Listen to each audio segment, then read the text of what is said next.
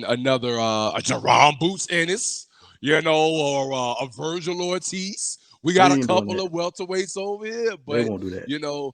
that also could happen, man. But that's a wrap on that topic. Now, for all of our fans out there, we're now about to get into our rapid fire segment, and this is Connect or Whiff.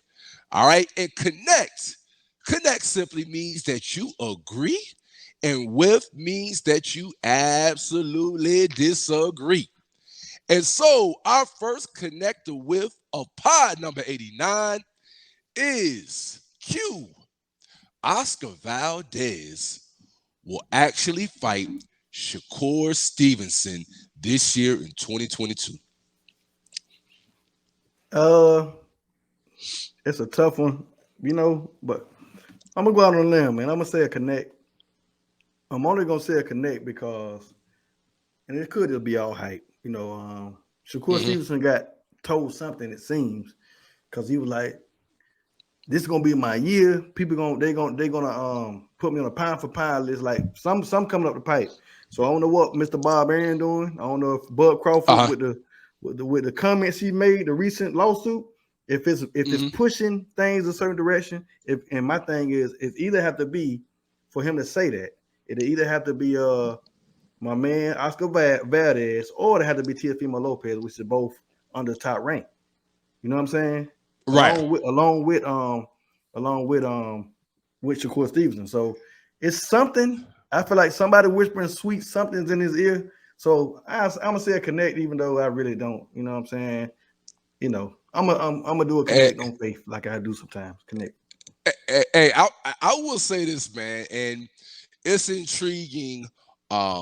And who knows what all the details are in the whole Bud lawsuit, and we'll speak on what we think about Bud and Bob a little bit later. But I find it intriguing when people take a step back and let's take a look at this Oscar Valdez and Shakur Stevenson fight that should happen, because, like you said, Q, they're both top rank.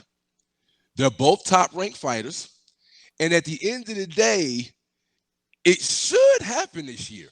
The only way that Oscar Valdez should not be fighting Shakur Stevenson would be if somebody or some promoter or team is protecting Oscar Valdez. That's the only way that he should be able to get out. That's the only way he's gonna get out of here. So I'm gonna sit here and say I think it's a connect. In my heart, I think he's gonna duck it, bruh.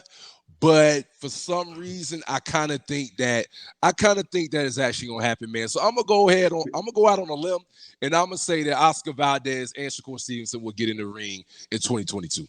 Because you remember he done called out Shakur Stevenson. That's what I want. I want Shakur Stevenson. So he say that in the public, but in the private. And I think he don't want that. Aaron told Shakur Stevenson this because Shakur like, man, give me Oscar Valdez. You're like, he said he want to fight me. He say, they ain't what he telling me. They ain't what the team's saying.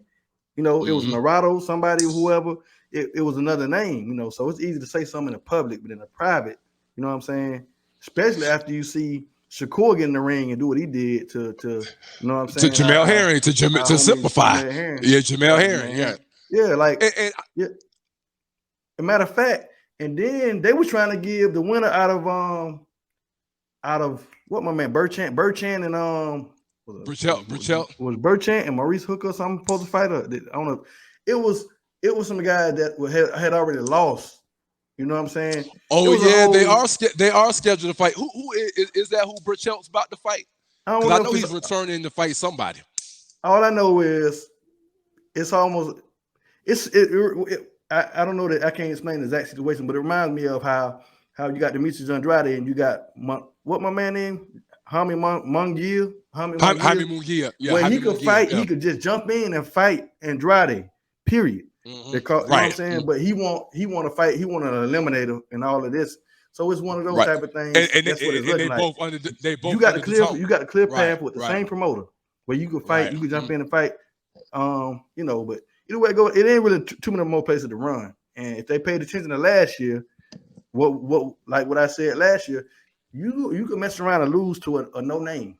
or to somebody that's lesser than. Instead of you fight the best out there, that's people that's already popping. And if you lose, you can fight them again, and you might be able to get 2 or 3 paydays out of this. You know what I'm saying? You might be able to get 2 or 3 paydays. You might be able to get a trilogy.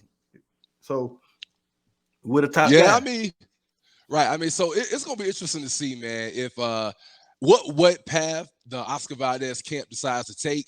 I think that it's like you said, man, there's no excuse for it not transpire. They need to take a note out of the Teofimo Lopez and Vasily Lomachenko book, where clearly at a certain point, both of those boys, they wanted to fight. They were both under top rank.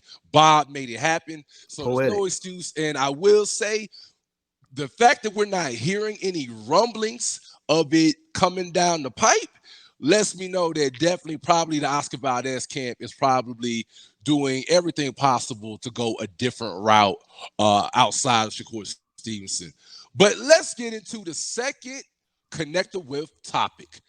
We have the GOAT, Clarissa Shields, who this year in 2022 is finally making her return to the boxing ring. Yeah, y'all heard that, the boxing ring.